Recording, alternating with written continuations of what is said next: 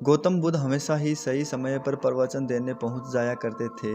वो आज तक कभी भी देर से नहीं आए थे और ना ही उनकी वजह से आज तक किसी का इंतज़ार करना पड़ा था।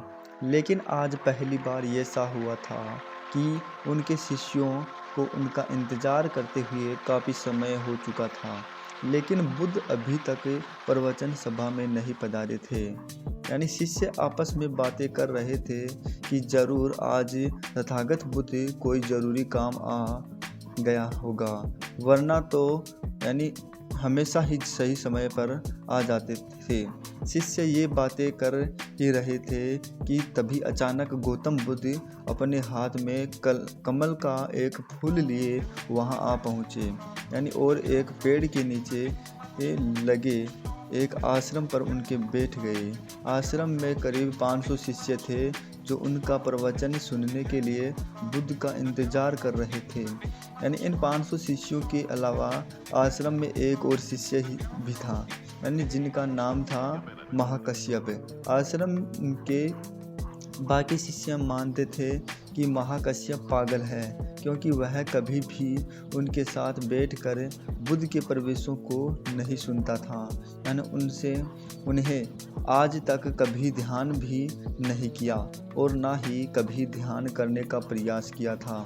वह बस पूरे दिन एक पागल की तरह आश्रम के पेड़ के नीचे बैठा रहता था और ना ही वो किसी से बात करता था। यानी जब उनका मन करता तो आसपास के गांवों में जाकर थोड़ी सी भिक्षा मांग लेता था और भिक्षा में जो कुछ भी मिलता उसे खाकर उसी पेड़ के नीचे वह फिर बैठ जाता था। वह बस पूरे दिन आश्रम के पेड़ पौधों, आसपास बिखरे पत्ते और आश्रम में आते जाते भिक्षुओं ध्यान से देखता रहता था। सभी का विश्वास था कि वह एक धार्मिक इंसान नहीं है। आश्रम में रहने वाले सभी भिक्षुओं का मानना था कि वो एक पागल और मूर्ख इंसान है जिसे कोई भी कुछ नहीं सिखा सकता। तो आज के दिन गौतम बुद्ध आए और आश्रम में बैठ गए। बैठते ही उन्होंने हाथ में लिए कमल के फूल को देखना शुरू कर दिया। शिष्य इंतजार कर रहे थे कि बुद्ध कुछ बोलेंगे, लेकिन बुद्ध कुछ भी नहीं बोले। वो बस उस कमल के फूल को ध्यान से देखते रहे। बुद्ध उस कमल के फूल को देखने में इतने खो गए, इतने ध्यान मग्न हो गए, कब मिनट घंटों में बदल गई, यानी उन्हें पता ही नहीं चला। कई घंटे गुजर चुके, लेकिन बुद्ध ने एक शब्द भी नहीं बोला। वो बस उस कमल के फूल को देखे जा रहे थे। अब वहाँ बैठे 500 शिष्यों के अंदर यानी जोरों की बेचैनी मचने लगी। यानी सभी इंतज़ार करते करते परेशान हो चुके थे। तभी अचानक वहाँ बैठे भिक्षुओं को पीछे से किसी ने ज़ोर से हंसने की आवाज़ आई। यानी उन्होंने पीछे देखा तो उनके आश्चर्य का ठिकाना न लगा। महाकश्यप बुद्ध की तरफ देखकर ज़ोर ज़ोर से हंस रहा था। यानी इतने सालों में लोगों ने आज उसे पहली बार हंसते हुए देखा था। इससे पहले यानी वो कभी ना हंसा था। वो भी इतनी अद्भुत हंसी लग रहा था, मानो सारा ब्रह्मांड उसके साथ हंस रहा था। यानी उसकी भयंकर हंसी पूरे आश्रम में गूंज रही थी और वह बस हंसे जा रहा था। भिक्षुओं ने बुद्ध की तरफ देखा। वो अभी भी उसी कमल के फूल को ही देख रहे थे और उनके आँखों से आंसुओं की धारा बहे जा रही थी। यानी थोड़ी देर बाद महाकश्यप ने हंसना बंद कर दिया। यानी उसके बाद बुद्ध ने अपनी नज़र कमल के फूल से हटाई और वहाँ बैठे भिक्षुओं के तरफ देखकर कहा, मैं जो कुछ भी तुम्हें शब्दों के माध्यम से दे सकता था, भले वो सब कुछ तुम्हें दे दिया है, लेकिन जो शब्दों के माध्यम से नहीं दिया जा सकता वो मैंने महाकश्यप को दे दिया है। और वो यहाँ से शुरुआत होती है जिन यानी कि शुरुआत जिन की एक संस्कृत शब्द है जिसका मतलब होता है ध्यान। यानी गौतम बुद्ध ने दुनिया को ध्यान सिखाया और फिर बौद्ध धर्मा इस ध्यान को चाइना ले गए, यानी जहाँ इसे जीन कहा जाने लगा।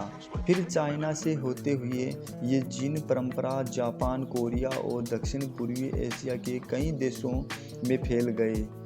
यानी जीन आत्मज्ञान प्राप्त करने का एक भौतिक है, लेकिन इसमें किसी भी तरीके की कोई बाधा, कोई बंधन नहीं है, क्योंकि इस परंपरा को ना तो कोई निश्चित विज्ञान है, ना कोई शिक्षाएं, ना कोई ग्रंथ और ना ही कोई निश्चित करने का अभ्यास विधि है। बस आप को यानी अपनी आंखें बंद करके बैठे जाना है और इंतज़ार करना है। प्रिय घटना आज नहीं तो कल आपके अंदर घटी जाएगी।